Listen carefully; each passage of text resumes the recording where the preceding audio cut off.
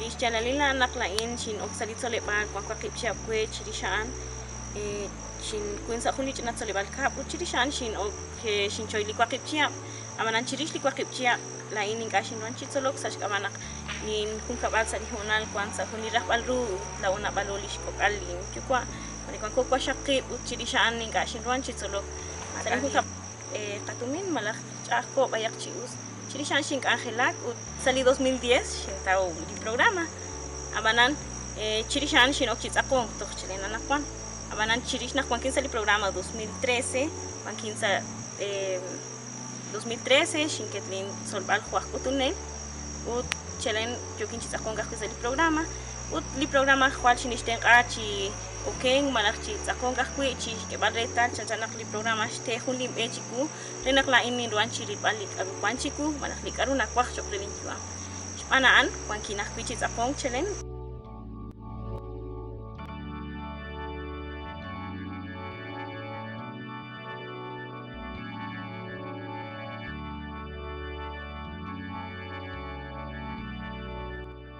Came to Guatemala in 2001 and working in the conservation of cloud forests and community development to alleviate poverty and to end malnutrition in 67 tiny remote mountain villages that are scattered in the cloud forest region.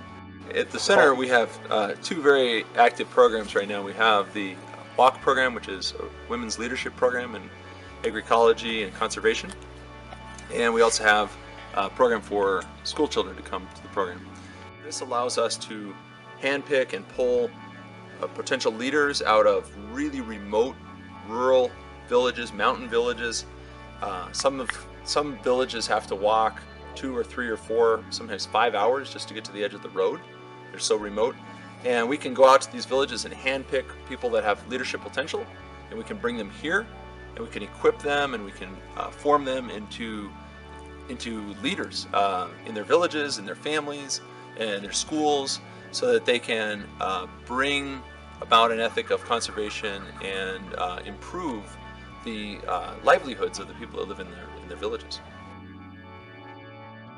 Chiruli chiaban ut nabalili ko nale malah mimingkal nale bakwil shinsol chirichandula inting kaurisi ku salintuam ut nakakekwiretan naksali huchik alepan nakal kwanona naklaon nakakuli mare ka juam nabale bi iskli kwan ke bakwili sedak kama di kwelain mukukak kwita lain kwan kuchikli khwal chaahli juame chikulain ut kama anak lain kwan kin sali programa chits akong ut na sawin chol sas kama anak lain duan ak kuchik ke baska kun kuchik chole bli kwetsa hintukish rena kane te iske retal malak te iske kuch chole chi chitsolo ut chokep tishtik baruli solban rena kan sa kun kutan na halalish juame ngos na nak indi chabina le pina kasolarin nakahela chiskole.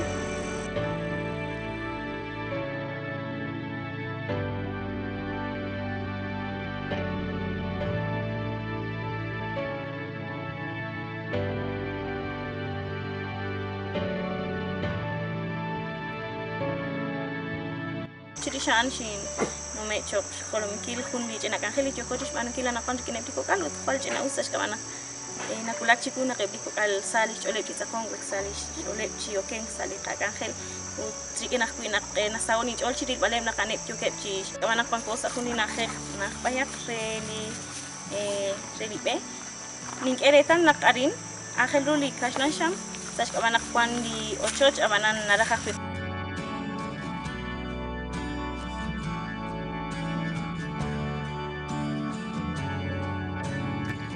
Well, what we're teaching the students to bring back to the villages is new agricultural techniques, which is known as agroecology.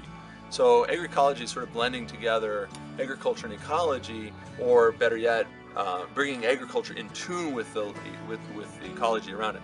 So we're reintroducing heirloom crops into these villages. So these are crops that were used by their ancestors and have kind of fallen by the wayside in the last 50 years. And we're reintroducing some of those heirloom crops. We're bringing fruit trees, deciduous fruits, plums, nectarines, peaches, deciduous fruit trees into more widespread use, and that really helps nutrition and it helps access to food more of the year because they grow a diversity of crops. And having more nutritious food, and also food that's economically viable, so it's food that they can market.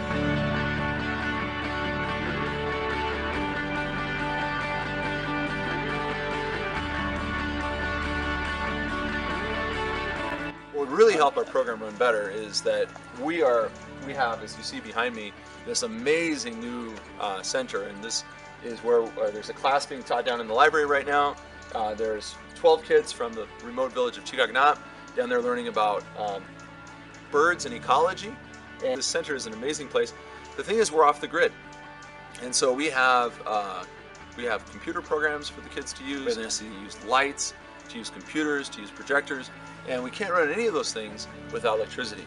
And so one of the big things we need here at CCFC's Ecology Center is to have power. We need electrical power. So what we need right now is we need a mini hydroelectric, and we're going to be able to produce about 1 kilowatt of power hourly. Sounds like a small amount of power, 1 kilowatt, but it's certainly going to be enough to run the computers we need in our building, to run the lights that we need in our building, to run a projector that we really need in our building, also to have internet access. So that's kind of our goal right now, is we need to get this in place. We need to get a generator in place so that we can run with the spring that's up here, that we can run the power that's needed on this building.